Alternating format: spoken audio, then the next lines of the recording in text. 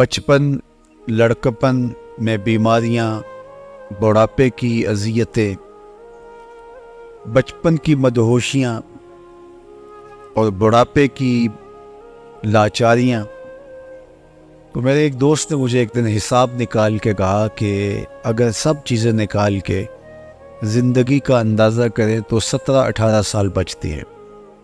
وہ آپ لیتے ہیں قربانی کا جانور تو وہ دکھنے میں 5 من کا ہوتا ہے، تو قصاب بولتا ہے کہ یہ ہے تو 5 من کا لیکن صافی گوشت 3 من ہوگا، کچھ انتڑیوں میں نکل جائے گا، کچھ کھال میں چلا جائے گا، کچھ سر اور پائے میں چلا جائے گا، تو جو صافی گوشت ہے وہ 3 من ہے، تو وہ دیکھنے میں 5 من کا ہے۔ تو زندگی دیکھنے میں 60 سال کی ہے، 50 سال کی ہے، لیکن جو صافی زندگی ہے وہ 17 سال، 18 سال، 20 سال لگا لیجیے، 25 سال لگا لیجیے۔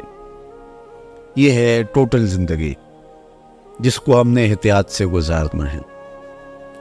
15 سال تک تو بچہ نابالغ ہے، 14 سال تک، 13 سال نابالغ ہے، تو وہ اس عمر کا مواخذہ نہیں ہے۔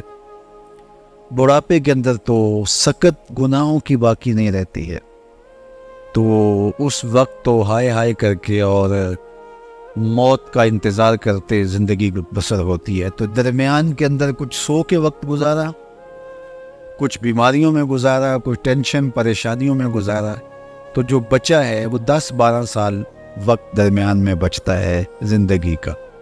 تو اسی کو اگر احتیاط سے گزار لیا تو ساری زندگی خوبصورت ہو گئی۔ یہی احتیاط سے گزارنے کا وقت ہے۔ 12 سال، 13 سال، چلو آپ 17، 18، 20 سال ہی لگا دیجیے۔ یہی ہے زندگی جو ہم نے ہوش و حواس میں گزارنی ہے اور جاگ کر کے بیدار رہ کے ہم نے بسر کرنی۔ اس لیے حضرت داتا گنج بخش علی حجویری علیہ رحمہ کے مرشد شیخ ابو فضل القتلی علیہ رحمہ فرماتے الدنیا یوم ولنا فیہا صوم، دنیا ایک دن ہے اور ہم روزہ رکھ کے گزار رہے ہیں۔ تو گزر تو جائے گا دن اگر روزہ رکھ کے بھی گزارا ہو۔ ماہ صیام میں جب افطار کے لمحے آتے ہیں تو افطار کی مجلسیں بپا ہوتی ہیں، تو جب دعوت دی جاتی ہے تو یہ تھوڑا دیکھا جاتا ہے کہ تحقیق کریں کس نے روزہ رکھا ہے، کس نے نہیں رکھا ہے، تو سب لوگوں کو دعوت پیش کر دی جاتی ہے۔ تو دسترخوان کے اوپر تو پھر سب آ کے بیٹھے ہوتے ہیں۔ تو اس وقت جنہوں نے روزہ نہیں رکھا ہوتا تو وہ سوچ رہے ہوتے ہیں کہ یار یہ میرے برابر میں جو صاحب بیٹھے ہیں یہ کمزور بھی ہیں، بوڑھے بھی ہیں اور سارا دن مزدوری کرتے رہے ہیں، تو دن تو ان کا بھی گزر گیا اور میں ٹھنڈے کمرے میں پڑا رہا، صحت مند بھی ہوں، تو دن تو میرا بھی گزر گیا۔ تو اگر میں نے بھی روزہ رکھ لیا ہوتا تو کیا اچھا ہوتا۔ اور افطار کے وقت جو سرور، جو فرحت، جو ایک کیفیت جو روزے دار کو مل رہی ہوتی ہے وہ جس نے روزہ نہیں رکھا ہے اس کو نصیب نہیں ہو رہی ہوتی، بلکہ غیر مرئی سا پچھتاوا ہوتا ہے جو اس کے ساتھ جڑا ہوا ہوتا ہے، اور اس کو ایک شرمندگی کا احساس سا ہوتا ہے کہ میں کہاں کھڑا ہوں، میری حیثیت کیا ہے۔ تو دن تو ان کا بھی گزر گیا جنہوں نے بھوک اور پیاس میں اور تڑپ تڑپ کے دن گزارا، وقت ان کا بھی گزر گیا، اور وقت ان کا بھی گزر گیا جنہوں نے عیش و عشرت کے اندر دن گزارا۔ اور افطار کے وقت جو فرحت صائم ہے وہ صرف روزہ دار کو ہی نصیب ہو رہی ہوتی ہے، فرحت صوم اسی کا مقصوم ہوتا ہے، لیکن دوسرا جو ہے وہ بیچارہ بے چین ہوتا ہے۔ اس طرح پوری زندگی کاٹنے کے بعد جب آغوش موت میں ہم اتر رہے ہوتے ہیں تو جس نے زندگی اللہ اور اس کے رسول کی رضا کے مطابق گزاری ہوتی ہے، اسے جو فرحت، خوشی، مسرت، کامیابی اور کامرانی کا ایک حظ و لطف مل رہا ہوتا ہے، وہ اس کا مقصوم کہا جس نے عیش و عشرت کے اندر زندگی بسر کی۔ تو اس وقت وہ سوچتا ہے کاش کہ میں بھی زندگی احتیاط سے گزار لیتا، تو گزر ہی جانی تھی نا، آنکھ جھپکتے زندگی گزرتی ہے۔ میں اور آپ اگر دیکھیں تو کوئی 50 سال کا ہے، کوئی 60 سال کا ہے، کوئی 70 سال کا ہے، کوئی 20، کوئی 25، کوئی 30 سال کا، تو اگر ہم دیکھیں تو یہ کل کی بات ہے، ہم گلیوں میں کھیلتے تھے اور آج یہاں بیٹھے ہیں۔ تو یہ 60 سال، 50 سال، 45 سال گزرتے یوں ہی لمحے نہیں لگے۔ تو جب 40 سال 50 سال گزرتے ہوئے خبر نہیں ہوئی تو جو باقی ہماری زندگی ہے وہ 10 سال ہے، 10 دن ہیں، 10 سانسیں ہیں، تو وہ گزرتے کیسے پتہ چلے گا؟ تو اس لیے زندگی وہی ہے جو ہم نے بامقصد گزار دی اور اللہ رسول کی رضا میں بسر کی، ورنہ تیزی کے ساتھ زندگی گزر رہی ہے اور ہم لمحہ بلمحہ موت کے قریب ہو رہے ہیں۔ وہ میر تقی میر نے کہا تھا کہ وہ ریشم و کم خواب میں سرمست ہیں تو کیا ہوا، رات اس کی بھی کٹ گئی جو کہ اور تھا، برہنہ بدن تھا، بدن پہ زخم تھے، سردیوں کا موسم تھا، لباس بھی تار تار تھا، اور اس کو کوئی سرد ریت کے اوپر ڈال گیا اور وہ ٹھٹھرتی ہوئی رات میں سسک سسک کے رات بسر کرتا ہے۔ لیکن خیر رات جتنی بھی لمبی ہو آخر سپیدہ سحر تو نمودار ہوتا ہی ہوتا ہے، رات تو گزر ہی گئی نا، وہ کتنی اذیت میں اس نے رات کاٹی ہوگی لیکن گزر ہی گئی نا۔ تو وہ برہنہ بدن صحیح، وہ زخموں سے چور صحیح، بخار میں مبتلا صحیح، سرد ٹھٹھرتی رات صحیح، برستی بارش صحیح، شدت کا جھاڑا صحیح، لیکن گزر ہی گئی نا، چونکہ اس کا نقطہ انجام ہے۔ لیکن وہ رات پڑ گئی تو اس کا نقطہ انجام نہیں ہے۔ موت کو بھی موت آ جائے گی، مینڈے کی شکل میں لا کے موت کو ذبح کر دیا جائے، پھر نقطہ انجام ہی نہیں ہے۔ اب تو گھبرا کے یہ کہتے ہیں کہ مر جائیں گے، مر کے بھی چین نہ پایا تو کدھر جائیں گے، کوئی اور راستہ پھر آگے کھلتا ہی نہیں ہے۔ یہاں تو زندگی سے تنگ آ جائیں تو لوگ مر جاتے ہیں، چھٹکارا پا جاتے ہیں، خلاصی ہو گئی دنیا کے دکھوں سے، وہ جا رہا ہے کوئی شب غم گزار کے، لیکن وہاں پھر آگے تو کوئی موت نہیں ہے، وہاں تو موت کو بھی موت آ چکی ہے۔ فرمایا کہ ثم لا يموت فیہا ولا یحییٰ، پھر تم وہاں مرو گے نہیں، اور پھر کیا کہا، ولا یحییٰ، پھر جیو گے بھی نہیں۔ اگر زندگی پھنس گئی جہنم میں، اللہ کے قہر و غضب کا شکار ہو گئے، تو مرو گے اس لیے نہیں کہ موت نہیں ہوگی، اور جیو گے اس لیے نہیں کہ دائیں بائیں آگے پیچھے اوپر نیچے آگ ہی آگ ہوگی، وہ جینا کو جینا ہوگا۔ تو کہا نہ مرو گے نہ جیو گے، زندگی کتنی تلخ ہو جائے گی اگر تم نے اللہ کے حکموں کو چھوڑ کے اپنی خواہش کے مطابق زندگی گزاری۔ زندگی تو کٹ جاتی ہے، تخت و تاج پہ بھی گزرتی ہے، اور زندگی جو ہے وہ مشکل میں ڈال کر کے بھی فرائض کی ادائیگی، ٹھنڈے پانی سے وضو کر کے سردیوں میں اٹھ کے، اور سخت گرم موسموں کے اندر مسجد کی طرف چل کے آنے سے، تکلیف سہ کے، برداشت اذیتیں کر کے، زندگی تو وہ بھی گزرتی ہے۔ لیکن اصل جو زندگی اللہ کی رضا کے سانچے میں گزار دی، وہ آسانی سے گزری یا مشکل سے گزری، اصل زندگی کو ہے۔ اور جو عیش و عشرت میں گزاری اور اللہ سے دور ہو کے گزاری، چاہے وہ مشکل بھی ہو تو پھر بھی اذیت نہ کی، تو اصل زندگی وہی ہے جو اللہ کی یاد میں، اس کے ذکر میں، اس کی یاد میں گزار گئی۔ ایک لونڈی تھی، وہ بادشاہ کے لیے سیج بچھایا کرتی تھی پھولوں کی، اور بادشاہ پھولوں بنی سیج کے اوپر سویا کرتا تھا۔ مدتیں ہو گئیں یہ کام کرتے ہوئے، یہ ذمہ داریاں نبھاتے ہوئے، تازہ پھولوں کی سیج بچھا دی جاتی اور بادشاہ اس کے اوپر رات کو استراحت کرتا۔ ایک دن اس نے سیج بچھائی اور دل میں ایسی خیال آیا کہ یہ پھولوں بھری سیج کے اوپر سونے کا کیا لطف ہوگا، بادشاہ سلامت روز سوتے ہیں، تو چلو میں ذرا کمر سیدھی کر کے دیکھوں تو صحیح کہ اس سیج پہ سونے کا لطف کیا ہے۔ تو وہ سیج تیار کر کے ایک لمحے کے لیے لیٹ گئی، سارے دن کی تھکی تھی، فوراً آنکھ لگ گئی، پھر کہاں ہوش آئے۔ بادشاہ وقت پہ جب اپنے دیوان خانے سے پہنچا اپنے بیڈ روم میں، تو وہاں لونڈی کو سویا ہوا دیکھا سیج کے اوپر۔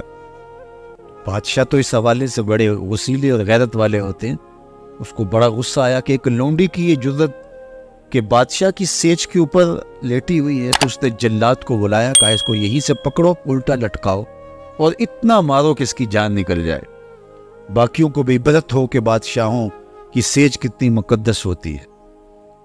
وہیں سے اس کے پاؤں میں زنجیریں باندھی گئی، الٹا لٹکا دیا گیا اور اس کو کوڑے مارنے شروع کیے گئے کہ تیری یہ جرت کہ بادشاہ کی سیج پہ لیٹ جائے۔ تو لونڈی چیختی روتی، پھر اس نے اچانک ہنسنا شروع کر دیا۔ تو بادشاہ نے جلادوں سے کہا رکو اور اسے پوچھو روتی کیوں ہے، اور اس سے یہ بھی پوچھو کہ ہنستی کیوں۔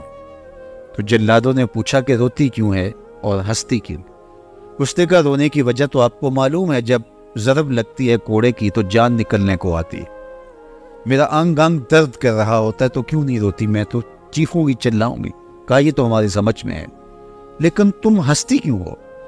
تو اس نے کہا کہ جب کوڑے لگتے ہیں اور تکلیف ہوتی ہے تو میں چیختی ہوں، اور پھر مجھے مان خیال آتا ہے کہ اس سیج پر میں چند لمحوں کے لیے سوئی اور اتنا عذاب سہ رہی ہوں، جس کو عمر بھر سوتے ہوئے وقت گزر گیا، اس کا کیا بنے گا؟ تو ہم چاہتے تو یہ ہیں کہ ہم یہ نعرے کا موقع نہیں صاحب، یہ نعرے کا موقع نہیں ہے، توجہ کے ساتھ سنیے گا۔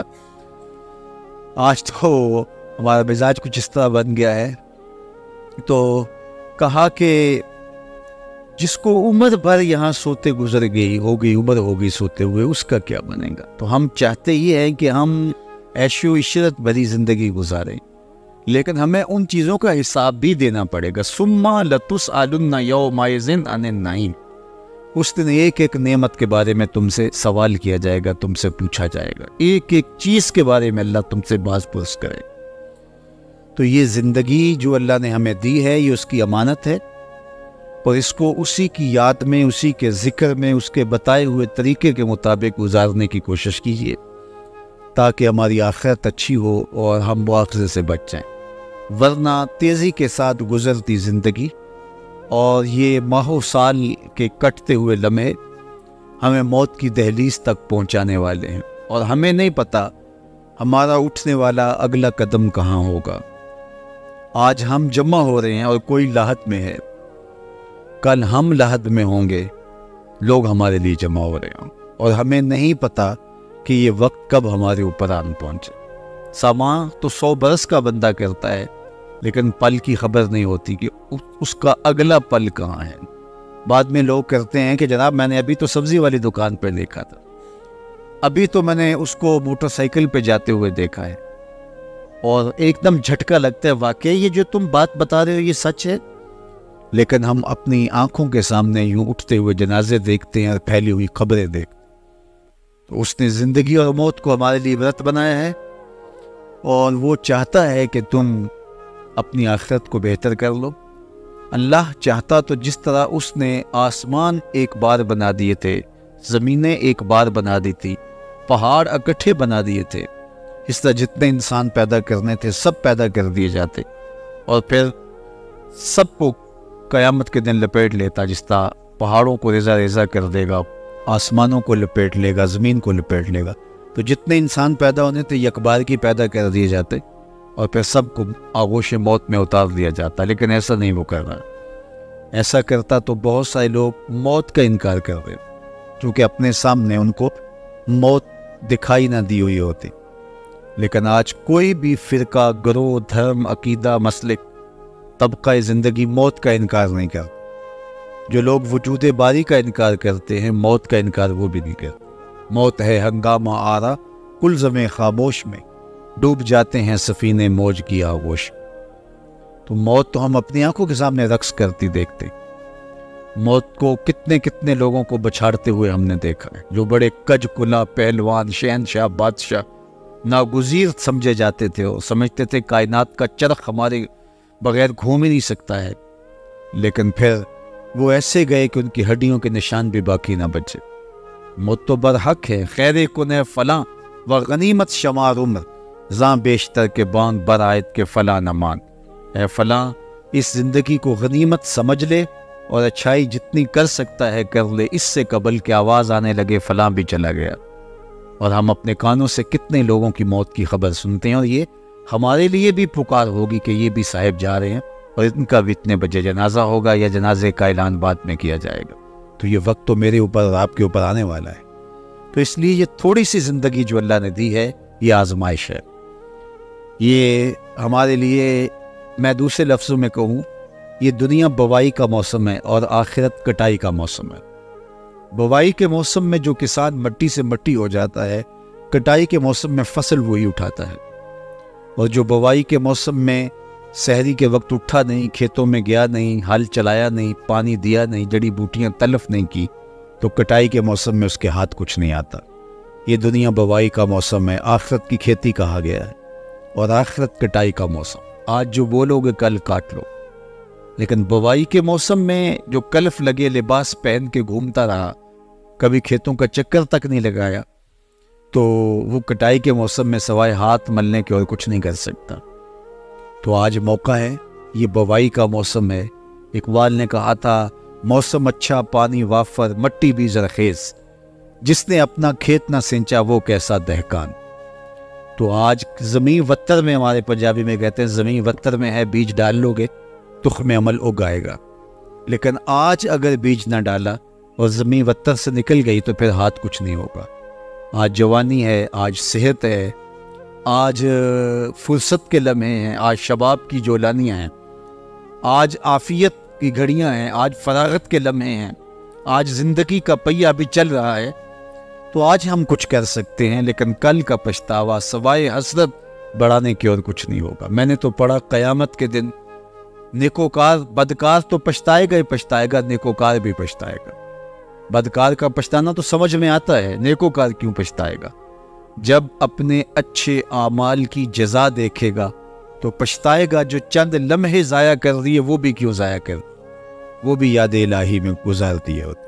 اور کافر تو کہے گا یا لیتنی قدمت لحیاتی، کاش میں نے زندگی کو آخرت کی زندگی کے لیے آگے بھیج دیا ہوتا۔ لیکن پھر ہاتھ ملنے سے کیا ہوگا؟ وقت پر کافی ہے ایک قطرہ بھی آب خوش ہنگام کا، جل گیا جب کھیت برسا میں تو پھر کس کام کا۔ جب کھیتی اجڑ گئی، باغ سوکھ گیا، تو اب بارش کے برسنے کا کیا فائدہ؟